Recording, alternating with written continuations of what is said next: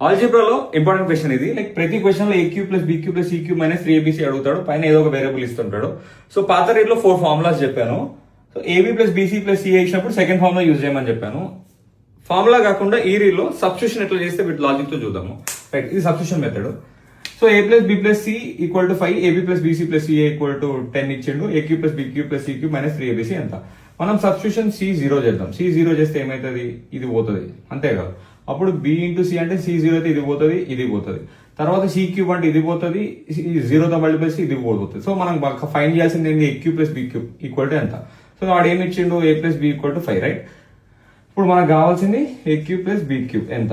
ఇప్పుడు మనకి మిగిలింది ఏంది, ఏబీ ఈక్వల్ టు 10 కూడా ఇచ్చిండు. సో దీని ఏమవుతుంది అంటే ఇప్పుడు ఫార్ములా ఏంది, A cube plus B cube the A plus B whole cube minus 3ab into A plus B, right, అంతే కదా.